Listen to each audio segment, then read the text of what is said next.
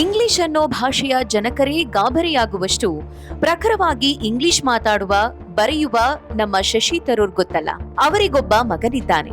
ಅಪ್ಪನಷ್ಟಲ್ಲದಿದ್ದರೂ British ಪಂಡಿತರಷ್ಟೇ ಚೆನ್ನಾಗಿ English ಭಾಷೆಯನ್ನ ಅರೆದು ಕುಡಿದಿರುವ ಆಸಾಮಿ. ಜೊತೆಗೆ ಜಾಗತಿಕ ವಿದ್ಯಮಾನಗಳ ಬಗ್ಗೆ ಎಲ್ಲ ಪ್ರಬುದ್ಧವಾಗಿ ಮೊನಚಾಗಿ ಬರೆಯುವ ವಿಶ್ಲೇಷಕ, ಕಾಲಮಿಸ್ಟ್, ಪ್ರಖ್ಯಾತ ವಾಷಿಂಗ್ಟನ್ ಪೋಸ್ಟ್ ಪತ್ರಿಕೆಯಲ್ಲಿ ಕೆಲಸ ಮಾಡ್ತಿದ್ದ.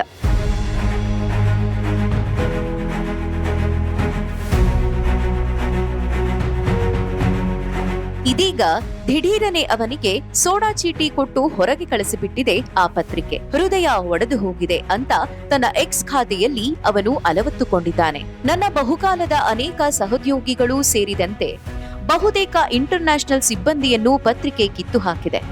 ಎಡಿಟರ್ಗಳು, ರಿಪೋರ್ಟರ್ಗಳು ಅದೆಷ್ಟೊಂದು ಜನ ಅಂತ ನಿಟ್ಟುಸಿರು ಬಿಟ್ಟಿದ್ದಾನೆ. ಇದಕ್ಕೆ ಅಪ್ಪ ತರೂರ್ ಬರೆದಿರುವ ಸಂದೇಶ ಶಾರ್ಟ್ ಶಾರ್ಪ್, ಒಂದು ಕೆಟ್ಟ ದಿನ, ಎ ಬ್ಯಾಡ್ ಡೇ ಅಂತ ಅಷ್ಟೇ. 8 ವರ್ಷ ಟೈಮ್ ಮ್ಯಾಗಝಿನ್ ನಲ್ಲಿ ಕೆಲಸ ಮಾಡಿದ ನಂತರ 2014ರಲ್ಲಿ ಅವನು ವಾಷಿಂಗ್ಟನ್ ಪೋಸ್ಟ್ ಸೇರಿದ. ಸದ್ಯಕ್ಕೆ ನಿರುದ್ಯೋಗಿ.